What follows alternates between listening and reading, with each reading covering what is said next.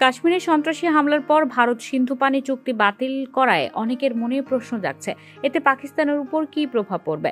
ভারত কি সিন্ধু পানির প্রবাহ বাধাগ্রস্ত করতে পারবে?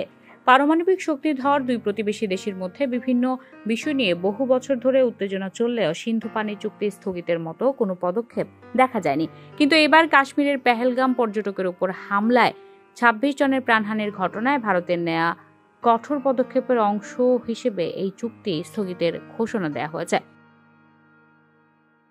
৯ বছর ধরে আলোচনা ও সমঝোতার পর বিশ্ব ব্যাংকের মধ্যস্থতায় ১৯৬০ সালে সিন্ধু পানি চুক্তি হয়েছিল। চুক্তির আওতায় রয়েছে সিন্ধু অববাহিকার ৬টি নদী। এর মধ্যে ভারতের অংশে পূর্বাঞ্চলীয় রাভি, বিয়াস ও সুতলেজ নদী পড়েছে, আর পশ্চিম অববাহিকার সিন্ধু, ঝেলাম ও চেনাব নদীর ৮০% পড়েছে পাকিস্তানের ভাগে। বিবিসি লিখেছে, এই পানি চুক্তি নিয়ে অতীতে আপত্তি জানিয়েছে পাকিস্তান। দেশটি ভারতের কিছু জলবিদ্যুৎ কেন্দ্র ও পানি উন্নয়ন প্রকল্প নিয়ে আপত্তি তুলেছে আগে। পাকিস্তানের অভিযোগ, ভারত চুক্তির শর্ত লঙ্ঘন করে পানি প্রবাহ কমিয়ে দিয়েছে। পাকিস্তানের কৃষির ৮০% এবং ১/৩ জলবিদ্যুৎ সিন্ধু অববাহিকার পানির উপর নির্ভরশীল। দেশটির সরকার বলে আসছে, জলবায়ু পরিবর্তনজনিত কারণে এই চুক্তির পরিবর্তন প্রয়োজন। বছরের পর বছর দুই দেশ বিদ্যমান চুক্তির আওতায় পদক্ষেপ নিয়েছে, কিন্তু এবারই প্রথম একটি পক্ষ থেকে চুক্তি স্থগিতের ঘোষণা দিল।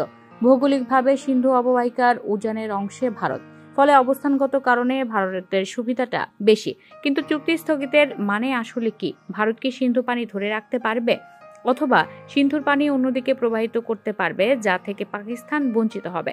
ভারত আসলে সেরকম কিছু করার সক্ষমতা রাখে কি? বিশেষজ্ঞদের জবাবে এই প্রশ্নগুলোর উত্তর খোঁজার চেষ্টা করেছে BBC.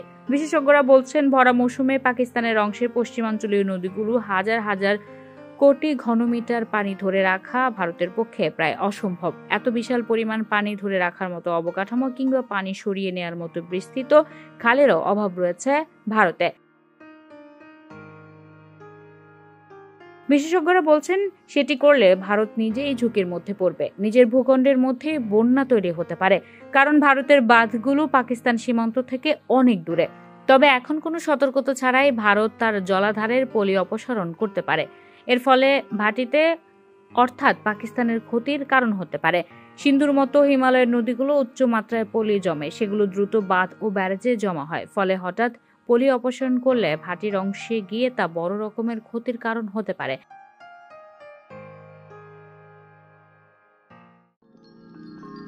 You are watching Raj TV, Jagorone, Bangladesh. Please subscribe our channel.